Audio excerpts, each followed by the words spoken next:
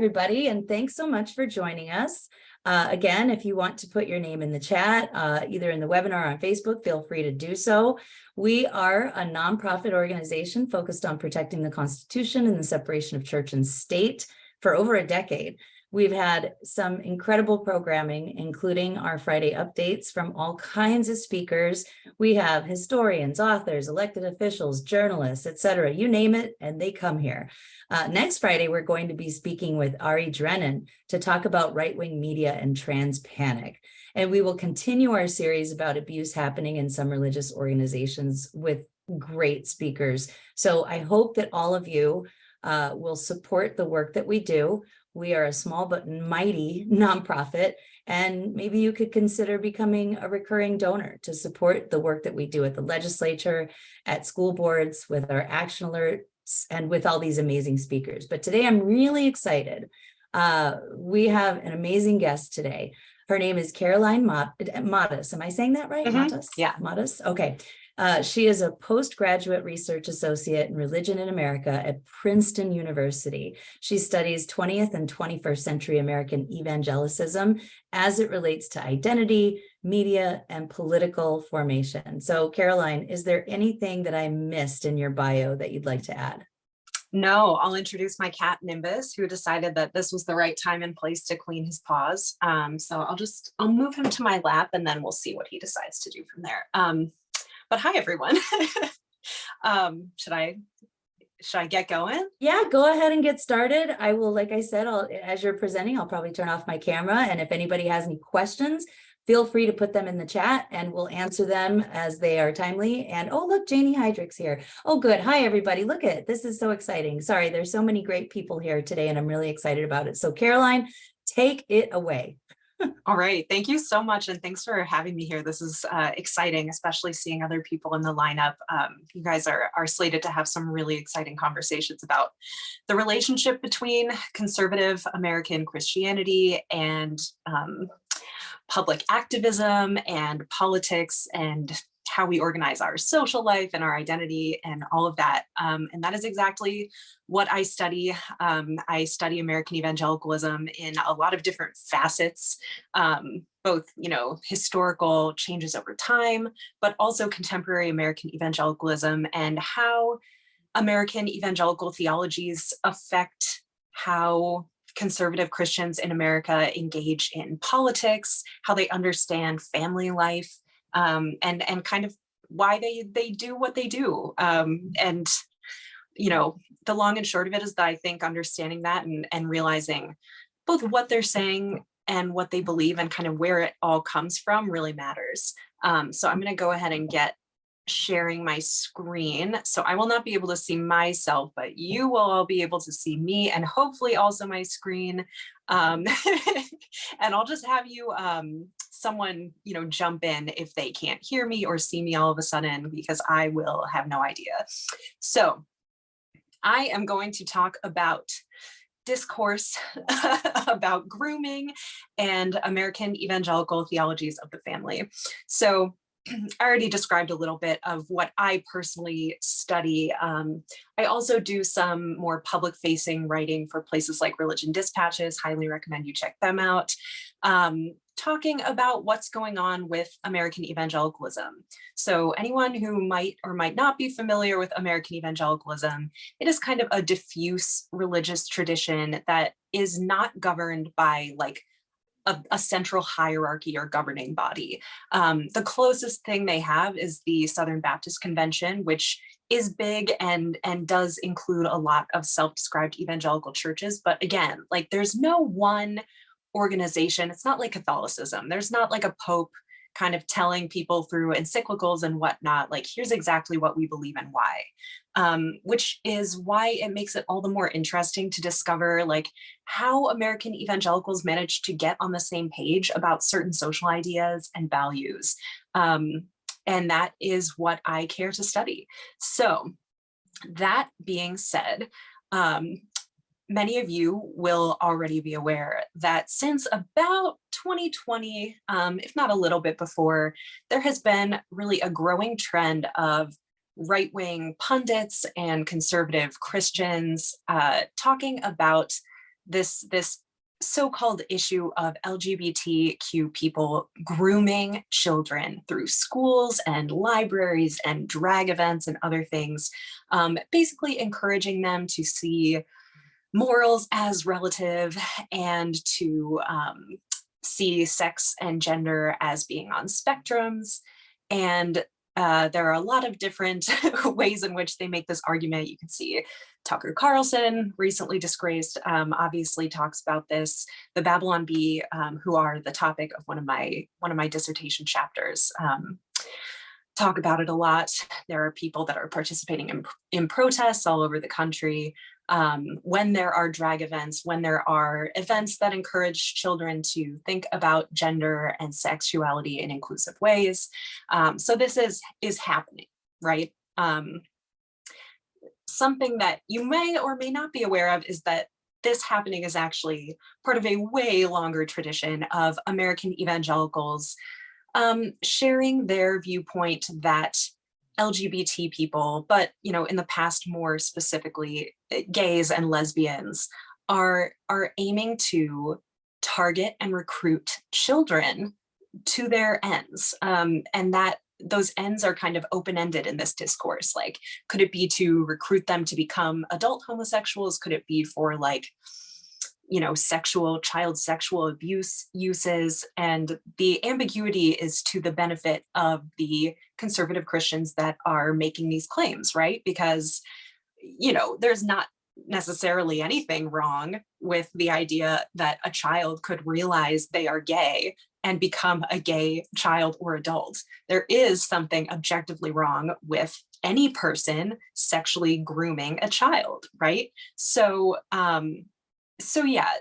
what you see here is a picture of a woman named Anita Bryant, who was a pageant queen and a singer and the face of a Florida orange juice ad campaign, who ended up taking on basically a crusade in her state of Florida to stop laws that would protect gays and lesbians from discrimination. She called it the Save Our Children campaign and used many of the same exact terms, mottos that we're seeing being used today. Famously, she said, homosexuals cannot reproduce, so they must recruit.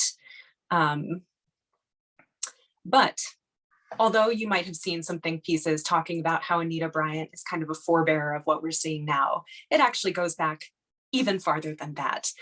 So what you're seeing here is a picture of Billy Graham, who was a very, very famous preacher in the middle of the 20th century.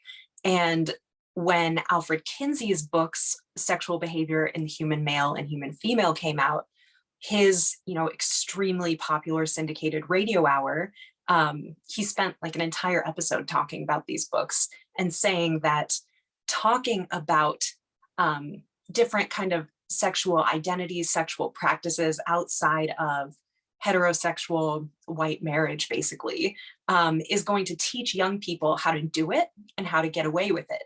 It's going to teach young people that if so many other people are doing it, then it must not be so wrong. Moreover, it is going to teach our young people moral perversions that they have never even heard of before. So yeah, this discourse goes back a long time.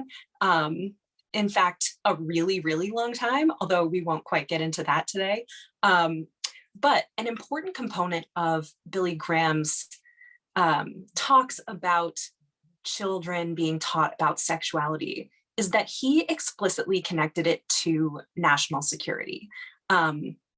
So here in an Hour of Decision radio program from the same year, he is talking about McCarthy and saying, while nobody likes a watchdog, and for that reason, many investigation committees are unpopular, I thank God for men who, in the face of public denouncement and ridicule, go loyally on in their work of exposing the pinks, the lavenders, and the reds who have sought refuge beneath the wings of the American eagle.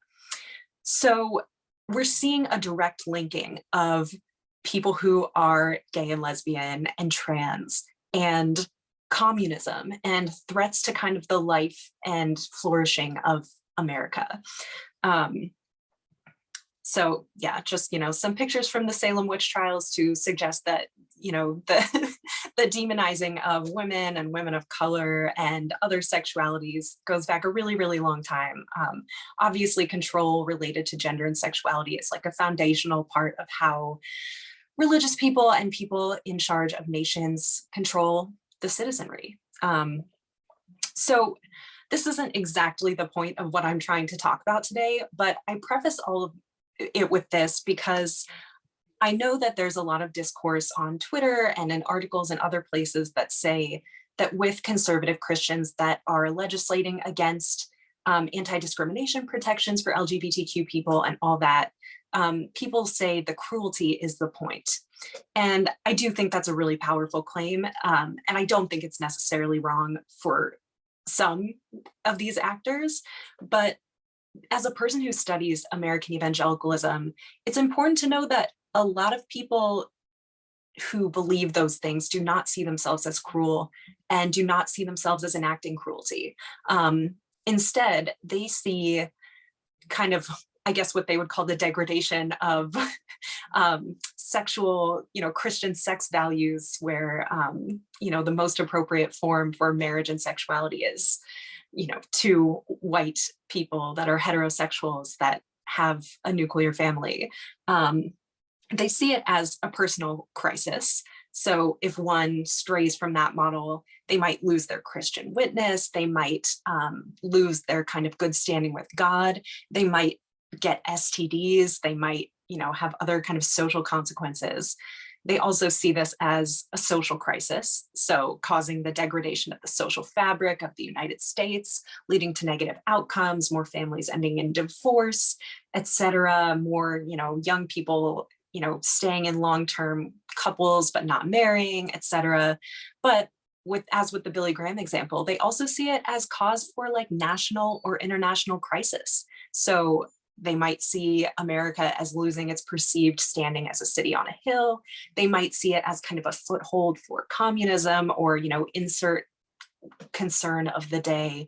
And then most of all, and I think that this is the really important part here, is that they see it as an existential crisis. So if you believe in a God who after your death will judge your deeds and judge whether you professed your belief in him, and you will spend eternity in either heaven or eternal suffering in hell, then it really matters whether you are kind of in the right in this life, right? So the concern is that their own children, America's children, the world's children, will be pulled away from the opportunity of salvation because they were led astray and believed that they could become gay or trans without any consequences, et cetera, et cetera. And I know that this is extremely problematic language. I obviously do not believe this, but it's important to kind of be able to put yourself in the mindset of where are these beliefs coming from? What is motivating them? Because understanding is like the critical component of making change. So with that being said, all the topics that I have just discussed are handled in some really wonderful academic books that I would highly recommend. Recruiting Young Love by Mark Jordan is kind of the primary place where this topic is hit upon. So how conservative Christians in America talk about homosexuality. So if you're interested in this exact topic, highly recommend. And then Virgin Nation really touches on the linking of kind of moral panics about sex and concerns about national security and communism in the 20th and 21st centuries. Again, highly recommend. And then Religion of Fear is probably my favorite book on American evangelicalism. And it more talks about how certain stances among American evangelicals foment kind of the affect of fear and how fear motivates people to behave, which is obviously super relevant here. So now we move on to kind of what I'm actually here to talk about, which is what do American evangelicals teach and or believe about sex and gender? So not what are they mad that other people are teaching, but what do they teach? What do they believe, argue, try to get their children and other people's children to understand. And then kind of the follow-up question to that is, if they believe God's design for sex and gender is this unchanging biological imperative, then why do they have to try so hard to teach it to us, to teach it to children, to teach it to adults? And we will have a lot of time to ponder both of these questions, but I'm going to start with the first one. So these are just some kind of foundational texts from the Bible that conservative American evangelicals return to over and over in framing their own understanding of gender roles, sexuality, prescriptions, all of that. And the picture is one that I took at the Creation Museum, so please enjoy. I've got a couple of those in here. But yeah, so this is from the very first book of the Bible, the story of Adam and Eve. God kind of handing out the punishments after Adam and Eve eat of the fruit in the garden.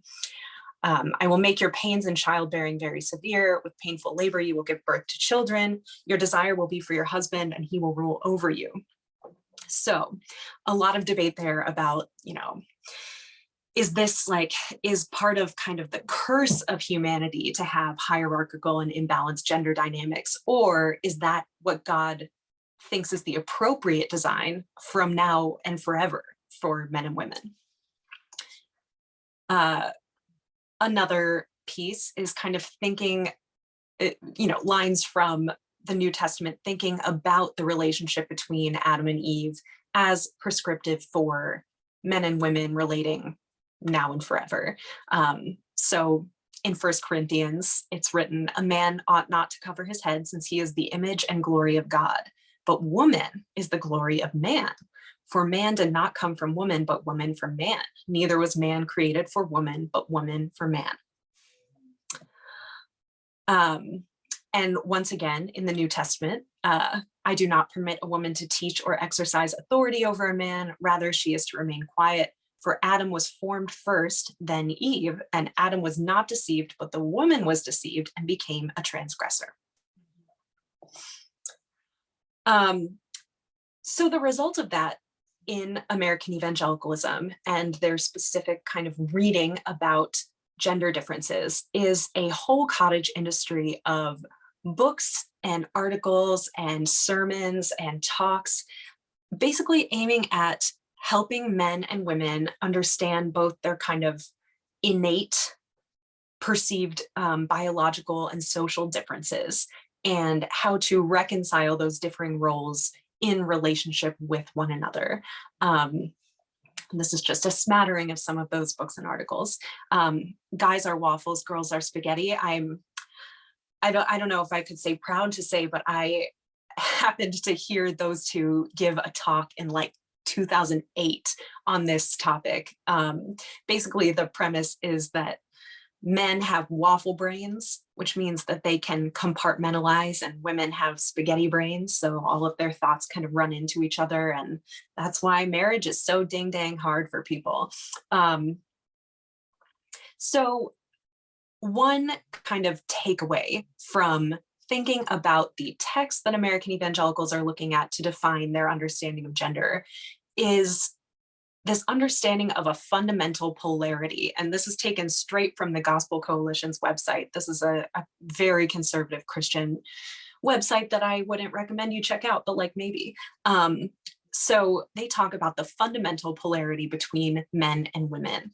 And this author is saying that when his wife and he found out the sex of their baby, they decided that if it was a boy, they would celebrate by having sausage and beer. But if it was a girl, they would plan to have, salads or something.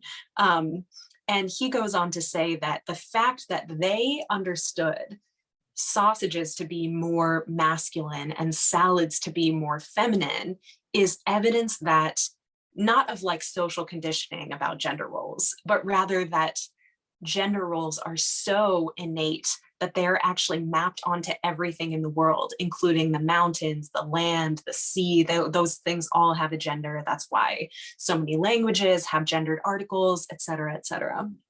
I will say that when they were talking about how women are obviously the sea and men are obviously the land, I was like, it kind of surprised, like, it wasn't obvious to me, but like, here we are. So to return briefly to the question of, if this stuff is in fact so innate that it is mapped onto everything in this world, including bread and sausage and salads and mountains, why is it that it is so imperative that conservative Christians teach their adults and their children how to abide by these gender roles? And the answer, returning to Eve once again, is original sin. So they believe that the heart is wicked and deceitful above all else. That's a quote from the Bible.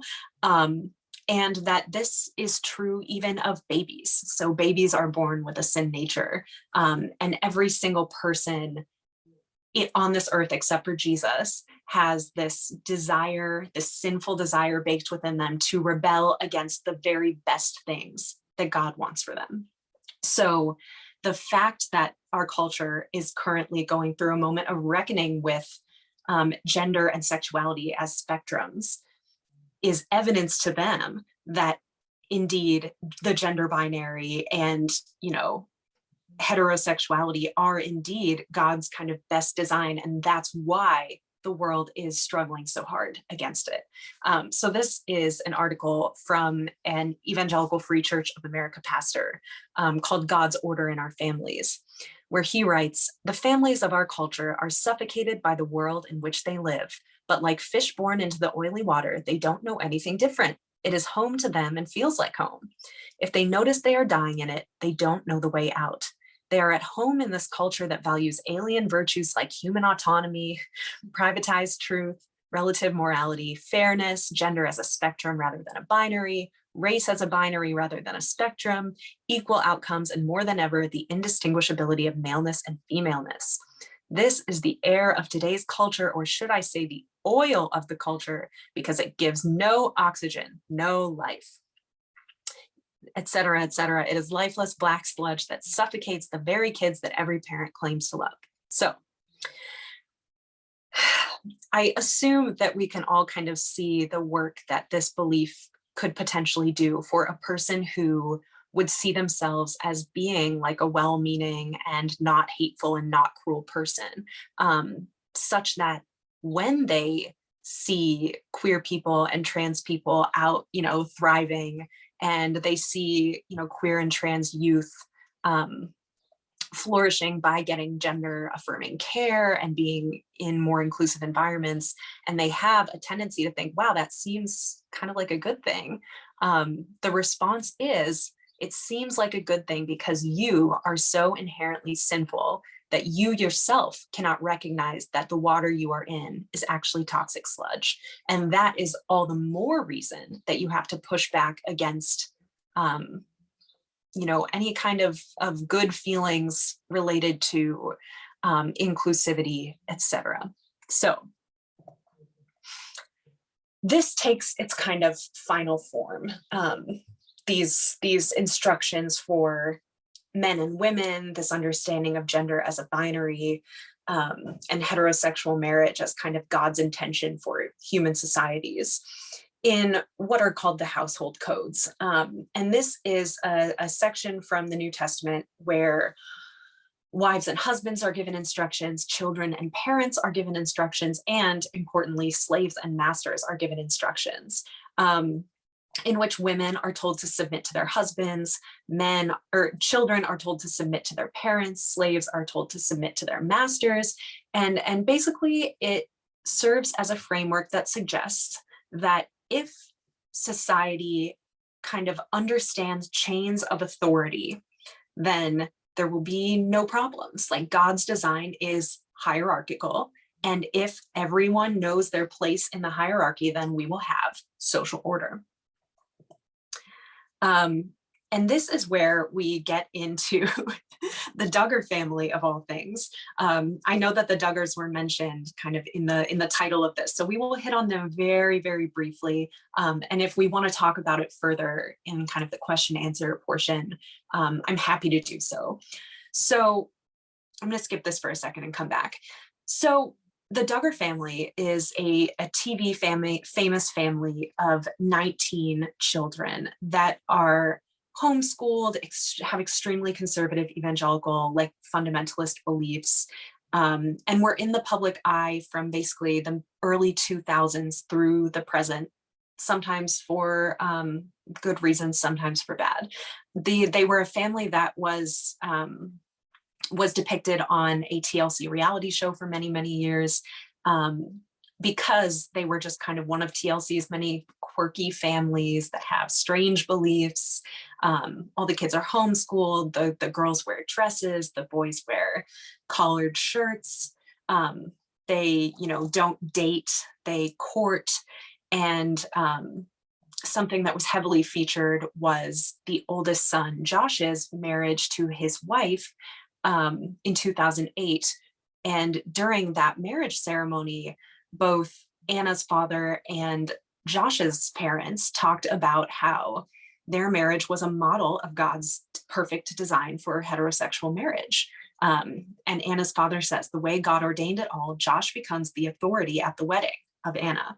He becomes her authority, not me. And that's the way God designed the transfer of authority. And it's a good design. So many of you have also probably heard the news over the years that Josh has become disgraced and ultimately now is in jail because of his collection of child sex abuse materials that were discovered at his office. But before that ever happened, it came out in about 2015 that right when the reality show was first starting, Josh had molested several of his own siblings, one of whom was only 5 years old. And there were a lot of kind of questions in terms of like, how does this happen? How is this allowed to be swept under the rug? How could a family like this be hiding such a secret, et cetera, et cetera. And I have argued elsewhere, and probably will do so here right now, that it is actually a symptom of some broader cultural beliefs, not just held by the most extreme versions of Christian fundamentalists, but actually held by all conservative American evangelicals related to gender differences and family hierarchies. So the Duggar family is part of this organization called the Institute in Basic Life Principles that was led until about 2014 by a man named Bill Gothard. And this is a homeschooling organization that offers curriculum for homeschoolers, has yearly conferences, and is really fully centered around a cult of personality around Bill Gothard himself, who had kind of his own proclivities related to how women should be dressed, how people should behave. And he ultimately was forced out of the organization because it turned out that he himself had been grooming and molesting young women that worked for him. But anyway, that's a story for another time. But the point of talking about this is that one of Gothard and the Duggars' big emphases was on understanding jurisdictional structures, which is to say, understanding how gender and other hierarchies should organize our understanding of who we submit to in society. So this umbrella of protection, or so it's called, is a key figure in the Institute in Basic Life Principles, which is what the Duggars follow, that show Christ as the head of the husband, who's the head of the wife, who is the head of the children. And each kind of lower rung on this bizarre umbrella that will equally well protect you from rain as a regular umbrella, kind of knows its place and knows that God has established the person above them as their authority. And not only that, but that authority requires obedience that is immediate, unquestioning, and joyful. So the Duggar girls write in one of their memoirs that actually this kind of chain of command went as far as to be to include older and younger siblings. So they write, "Mom and Dad have banned the phrases, 'You can't tell me what to do,' and 'You're not my boss,' from our home.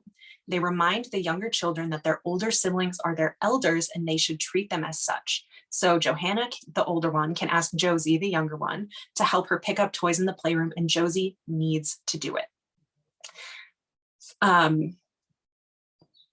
Yeah, so obedience is actually one of Bill Gothard's main character qualities that he emphasizes. And once again, he requires that it be joyful and immediate, which means that if a person is in a position of authority over you, whether the husband over the wife or the wife over the children or the older children over the younger children, you simply must obey without questioning. And one can see how this would create a ripe atmosphere for abuse in a variety of settings. If you believe that someone is in a position of authority over you because of their gender or their status or their birth order, then it actually becomes kind of God's requirement over you that you do what they tell you to do and not question it. And in fact, Gothard goes so far as to say, well, where are we? That if you refuse to be immediately compliant to an authority over you, you have removed yourself from God's protection and are therefore more susceptible to the attacks of Satan. And for Gothard and the Duggar family, this goes so far as Ginger Duggar, one of the daughters, recently said in interviews and her recent book, that she feared that if she did not listen to her parents or her older siblings when they gave an order, that she would actually be susceptible to even death as a consequence. So the kind of impact that this can have on family life is obvious. Here's just another sampling from the Institute in Basic Life Principles website, talking about how wives should never refuse their husband's sex. Wives should have a meek and quiet spirit. Wives should not attempt to convict their husbands even when they believe they're wrong. They must listen anyway. And one can see kind of the negative fruit that would come out of this kind of viewpoint. So the reason I bring up the Duggars in this case is not to say, look at how far they've twisted, certain evangelical theologies, but rather look at kind of the natural conclusion of these theologies that come out of a strict gender binary, out of a hierarchy of authority based on gender, age, and status, and an emphasis on unquestioning obedience to authority. So now I want to move into a section where I just show that this is not unique to the Duggars. It's not unique to the Institute in Basic Life Principles at all. So if you look up books on obedience for Christian kids, here's one of the options that comes up. Johnny, the typical 4-year-old boy who says he doesn't want to listen to his mom when she asks him to pick up his toys. And Johnny's mom explains that you have to obey the first time you are told to do something. A commandment is a rule that God made for us to follow, and God will only be pleased with you if you obey right away. Here's another children's book on obedience from christianbook.com, which is, when I am asked to do something, obedience is doing it right away without needing reminders. Obey your parents in everything, for this is the right thing to do. And John Piper, who some of you might be familiar with, he is a Christian pastor and theologian who is often seen as kind of the more reasonable of the bunch, argues that faith flourishes when Christians and their children are minded of both God's kindness and his severity, which means that parents must require their children to obey. He writes here, the elders of the church are told to model for their people a home life with submissive children. So not only must children obey the parents right away and without question, but if a spiritual leader in the church has a family where one of the children is rebellious, it is a sign that not all is right in the home. So this also extends beyond obedience to the other factors that I mentioned, which are a strict gender binary and a hierarchy of roles, including within the family. So these are just a couple books made for children intended to teach about the gender binary and the importance of heterosexual marriage. This book, The Very Best Plan, I found at the Creation Museum, actually. It's a book that has, strangely, like children seemingly dressed up in wedding attire. And it's a board book, so it's made for super little kids. And it says, it all starts out with a groom and bride who promise they will live side by side. This is the very best plan, you see, because that's how God meant marriage to be. Another book called God Made Boys and Girls, Helping Children Understand the Gift of Gender, has an elementary school teacher teaching its students about the gender binary, which is like not only scientifically inaccurate and ignores the fact that intersex people exist, but also suggests that there are not just biological differences between males and females, but also like social differences. So the teacher says, boy is in your fingers, your toes, your eyes, and your hair. God gives each of us a special code that is found in every tiny little cell in your body. And places like Focus on the Family, which is kind of like an evangelical media house, tell parents that you must reinforce your child's sexual identity as a heterosexual boy or girl. And as students get older, this is something that is hammered home in ways that move from like God made you to be a boy or God made you to be a girl to what should a girl be? What should a boy be, and how should they relate to each other? These are pictures that I took directly, not to get too personal here, from a workbook that I was made to do in my second grade Sunday school class. It was gender segregated. We were given, this book is called The Christian Charm Course for Girls. It includes, aspects of femininity, including a demure manner, chastity, purity, a quiet spirit, modesty. It tells you that you must look like a girl, not a boy. You should not usurp the role of the male. You should have a quiet, gentle spirit. You should value your chastity. And then it even gives you a checklist so that you can make sure that you are feminine enough, with a trim, disciplined body, a ready smile, ladylike reserve, and all other kinds of qualities. So, like, to be clear, when you are hearing about this stuff, seeing this stuff, this is being taught actually in the real world to children. I mean, I was 7 when I went through this workbook.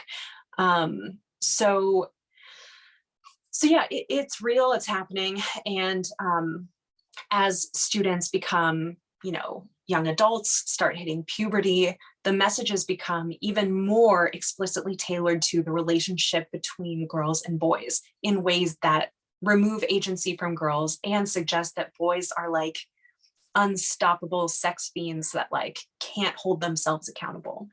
So one iteration of this is the frequency of purity rings and, balls for daughters specifically, where fathers kind of pray over their daughters and take authority for guarding their daughter's purity until their marriage.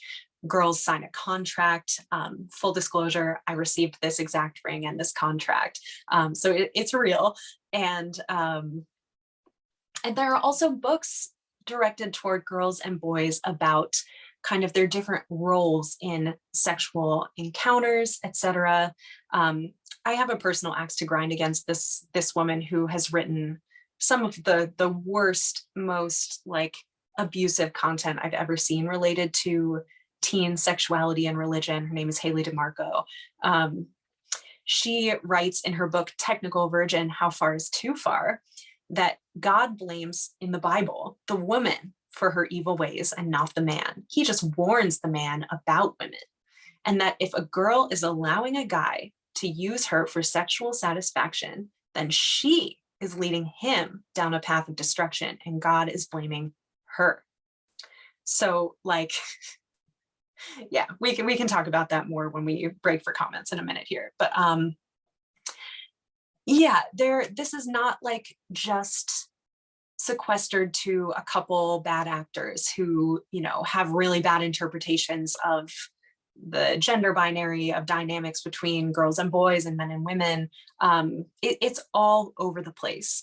So a famous pastor, Matt Chandler, was on a podcast for this website called Desiring God, where he's asked, do I think it's wise for a boyfriend to lead his girlfriend? Should it reflect that complementary structure of marriage? He says, no doubt a boyfriend should lead his girlfriend in some ways, not to the degree that a husband leads his wife, but of course, he's already, in a position to lead her in godliness, et cetera, should take responsibility. Once again, Haley DeMarco pops up. This is a book that some of you may be familiar with, called Dateable, about the relationship between girls and boys as they're starting to date. They say dateable girls know how to shut up. They don't monopolize the conversation. They let guys be leaders. God made them to be leaders. Girls get that and let him do guy things, including not asking guys out. Girls also need him. Dateable girls know that guys need to be needed. She isn't Miss Independent. So all of this said, I know kind of the remaining question as we see these different ideas, we ask, like, what can be done about this? And frankly, if I had a clear answer, I would be out doing that thing. But I think the first step is knowing what's out there and talking about it and like truly seeking to understand. And then thinking about the inroads to questioning some of those stances. One example that I can offer is that conservative Christians barely ever touch the topic of intersex people who are just a biological reality. If they talk about them at all, they'll dismiss it as saying, oh, it's just such a small number of people, which isn't a great like logical endpoint. So that's just one inroad. But yeah, I'm curious to talk with all of you, hear your thoughts about all of this, and to chat more about whatever caught your interest. So I will stop recording and pop on back here so that we can chat. Oh my gosh. First of all, this is, I feel like I need a shower after all of this, seriously. And I just took a shower. So there's a bunch of comments, and I just feel so bad for everybody on this call, on this webinar who have experienced this. I put in the chat, thankfully I was raised by parents who were essentially agnostic and allowed us to make our own decisions about what we wanted our spiritual path to be. And I just feel so bad for all of you who have had to go through this. And I can't believe that workbook. Like, did you save that? Yeah. So the funny story is that I didn't save it when I was a kid, and I remembered it for years and years. And as I started studying this stuff on an academic level, I kept thinking about it and being like, was that real? Like, I remember specific pages from it. I remember specific activities. Like, we practiced walking across the room to have a feminine gait. We like put a pencil behind our ears to check our posture, which like obviously I've not maintained. But so I searched for it for years and finally found both a copy of it and the teacher's copy. So now I have both.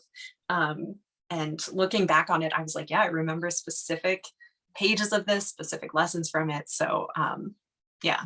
Well, and I've seen, some of these, extremist school board members that we have here in Arizona actually post like, this is the curriculum we need. And it's is it the Hilldale curriculum or Hillsdale College. Yeah. Yeah. And so I started looking into some of the links that they were posting on their social media pages. And I was like, whoa. And now here in Arizona, our tax dollars are going to private schools where they don't have to even share what the curriculum is. They don't have, the fingerprint clearance cards are not required for private school employees. So it's just like, it's so obvious and in your face. And it's, again, coming up more and more and more. And it's my job. It's a danger of my job. But I see cases every single day with religious leaders who are abusing children and these same school board members don't want comprehensive sex ed in their schools. Shocking, right? Because every study shows that CSE keeps kids safer. It's also like easy to put together the puzzle pieces. Okay, so I've gone on enough. This is not about me, because Ron has a question for you. He says, it seems GOP strategists have used fear of trans people, especially since the Virginia gubernatorial election in 2021, to gain power through whipping up fear, just as they did with Willie Horton. Can you comment on that? Yeah, so this actually connects to a question that I just saw come through in the chat, which is, connections to race, which obviously there are many, and I'm glad to be able to talk about. So the Willie Horton ad, obviously a racist ad from back in the day that was used to kind of foment anxiety about the other, in that case, the Black male other. And get white families to sense like a risk to their personal safety, to their children's well-being.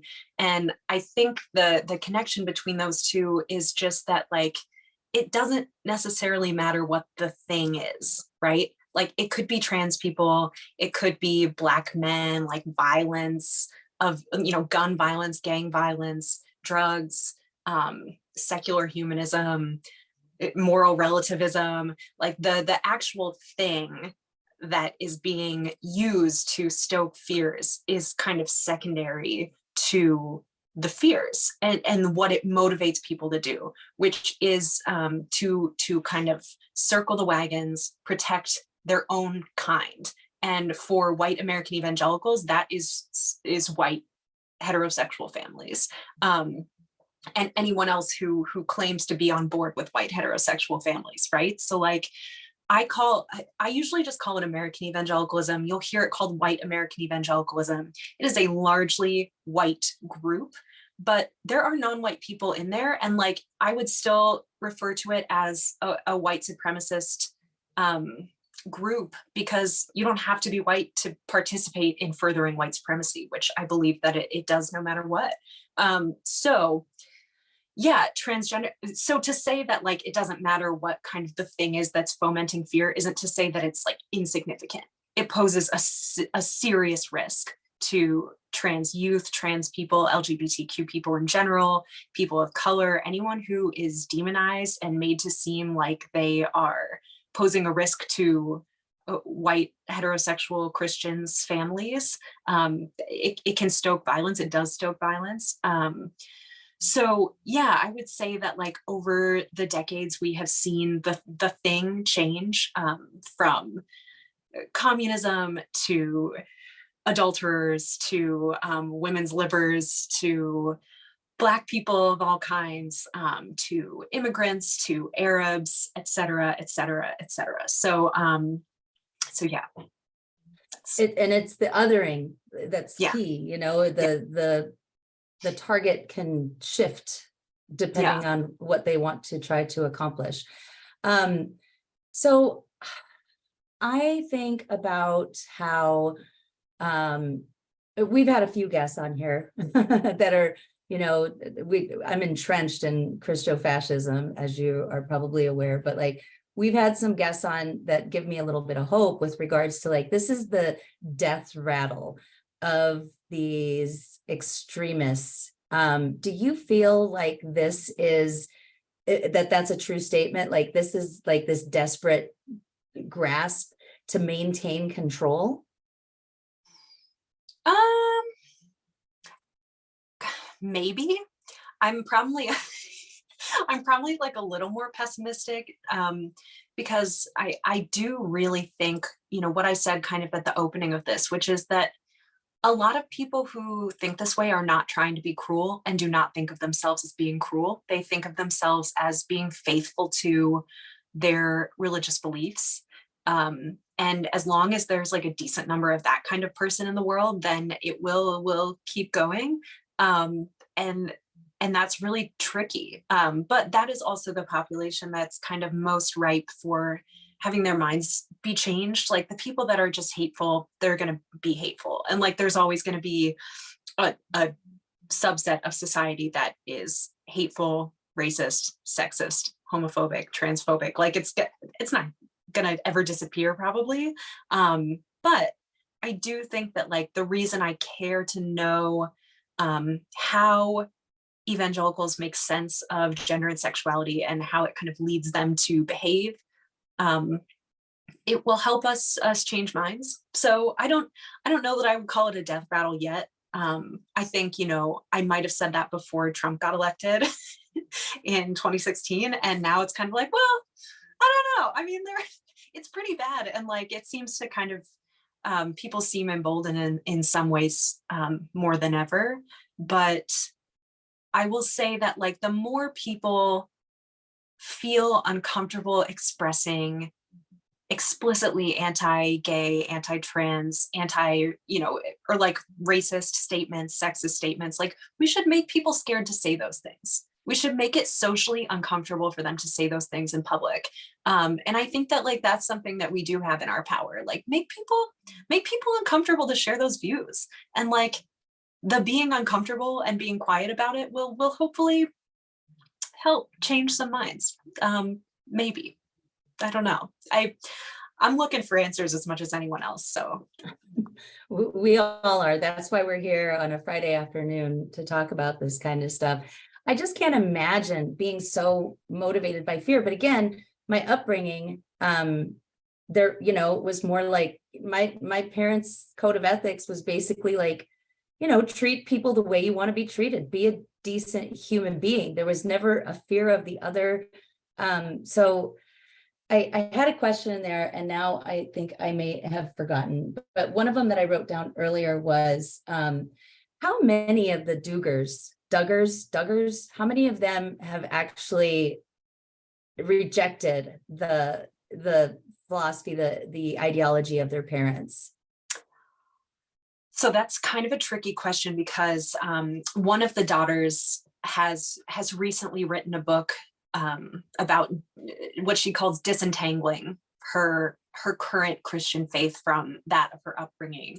But it's a really tricky subject because she still belongs to a very, very conservative Christian church, and believes kind of all the same things that you would see here, with the exception of kind of the most extreme iterations. Like I doubt she's teaching her daughters that the older one must listen to the younger one, but definitely like would still believe in the headship of the husband, and you know, a lot of the attendant beliefs that come with that. So in some ways none, like in some ways none, as far as what they've said publicly.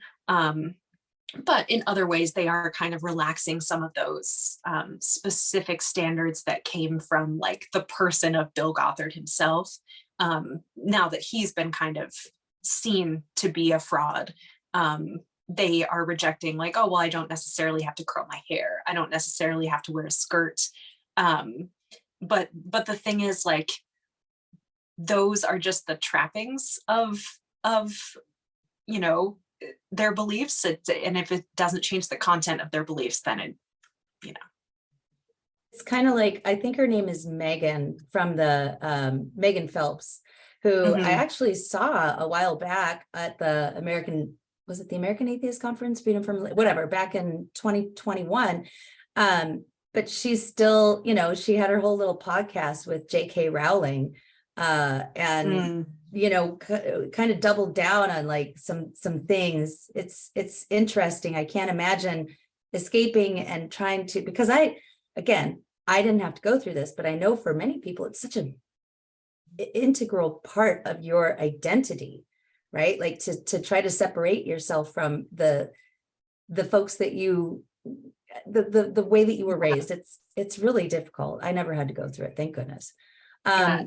And what's tricky about that too, if I can say something on that, is that like the reason I study religion, the reason it interests me and motivates me is because it's not just about people listening to kind of their instinct or whatever. It's people trying to figure out what the God they believe is real wants them to do.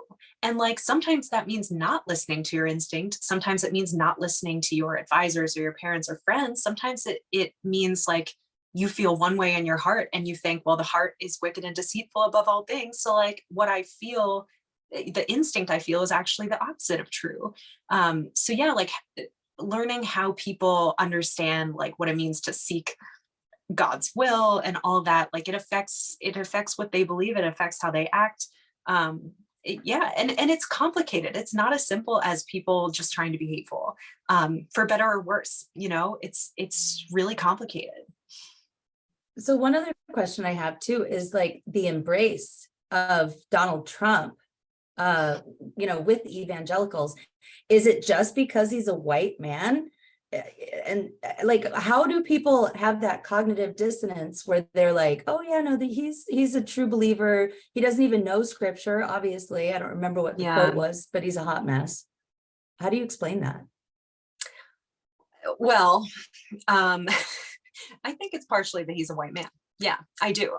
But it's also like there are some kind of tricky theological justifications within American evangelicalism, kind of within the internal logic of American evangelicalism that relate to what I was talking about regarding proper chains of authority and order. Like there are verses that one can point to in the Bible and say, like, it says to, kind of respect the rulers that are appointed by God. Like if Donald Trump happens to get elected, like we must respect him as our our ruler. We have to respect governmental authorities, even if we disagree with them. God used flawed people all the time in the Bible. So a lot of those are kind of the justifications being batted around, but you will see, when I talk about conservative American evangelicals, I'm talking about more of the establishment, the people that are kind of at the helm, the key thinkers and organizations and media groups. But you've seen splintering in the years running up to the 2016 election and after, where people who maybe weren't moved by the suffering of LGBT people and people of color and other people that were already hurt by American evangelicalism were suddenly like, oh, this feels bad, like this actually doesn't seem to reflect the values that I believed we were standing for, and are like reckoning with it and leaving. Should it have taken that? In my opinion, no. It should happen sooner. But like, we get there when we get there, and like seeing people looking around, being like, "Oh, this is actually kind of bad," is a good thing. Just and always. Yeah, and I think it was Mary who put in the chat, there's a great organization called Christians Against Christian Nationalism. And, they're a group of more progressive Christians who really want to actually like model themselves after Jesus. Novel idea. So given your background and your insight to all of this and all the research you've done, do these people, do they believe that there is a holy war, that we're in a holy war right now? Well, I think it probably depends on the person, but some people definitely do. And I would say, like, more than anything, it depends on a conservative Christian's understanding about like the end times and the future of the earth. So I do a lot of thinking about like the apocalypse and how conservative Christians relate to the apocalypse. Anyone who was around for the 80s and 90s will remember that like that was a huge topic of conversation. People were writing books, making movies about like the rapture and all that stuff. And that has died down a little bit, but like ultimately what one believes about kind of the organization of the future, like whether our lives are eternal, whether the God you believe in is going to come back to earth imminently and judge everyone, etc. Like in some ways, it's like there aren't many versions of Christian apocalypticism that don't anticipate a future war between Jesus and the devil in which Jesus wins. So like how that gets applied to their everyday life really depends on so many things, from their specific theology to also just like personality. Some people like believe it on paper, but also like in their heart of hearts don't really act like that. Like I'm sure we've all met people that say they believe in heaven and hell, but my personal axe to grind is, I think if you really believed that most of humanity is spending their eternity in hell, then you would probably act like the Phelps family. You would probably be using whatever methods you possibly could to pull people back from the pit of lava, right? So like, Yeah, I mean, it's so interesting. It's endlessly interesting to me, the relationship between what people say they believe, what people kind of really feel on a deep level is true about life and the universe and humanity, and then like how it provokes them to act. So that's kind of skirting the answer. Like some people would call it a holy war, and some people would really feel that to be true, and others a mix or none. Okay, so it is 101. I don't want to take any more of your valuable time. Let's see, I thought some Christians were trying to stir up conflict in the Middle East to hasten the return of Jesus. If they can get Trump to play along, they can tolerate his unchristian behavior. Good point. That is definitely part of it. Yeah, and absolutely. the abortion and the courts issues for sure. Yeah. So, okay, so it's Friday. I appreciate everybody for coming today. I certainly appreciate you, Caroline. And it's, we're heading off into the weekend, and these are often depressing conversations to have on a Friday afternoon. Where's the hope? You got some hope? Yeah. I mean, like the fact that all of you are gathered here and give a shit and want to think and talk about like how to make the world a better place just rocks. It makes me really happy. And like, I will say, just the world has changed for the better in so many ways. Like more people than ever want to be inclusive and caring and understanding about all kinds of difference. And that is great. Like, I think we are heading into a future where an even greater majority of people would like to be inclusive around matters of sex and gender and race and religion and other types of identity. And that makes me happy. So there are hateful people. There are people that are just like deeply misguided, and they are not the majority. So yeah. And as Lindsay put in the chat, Gen Z is the hope. Gen Z is showing up here in Tennessee, in Florida, in Texas. They won't tolerate this kind of stuff. So boy, this was I really enjoyed this conversation. I appreciate you so much, Caroline. Thank you for taking time out of your busy schedule. It was just such a great conversation. I hope Thank you for having me. And I'm around. Feel free to, if any of you all are on Twitter, you can find me there. Feel free to email. I'm happy to keep this conversation going. So good luck with the rest of this series as well. Thank you so much. And everybody have a wonderful weekend and combat Christo-fascism wherever you see it. Take care.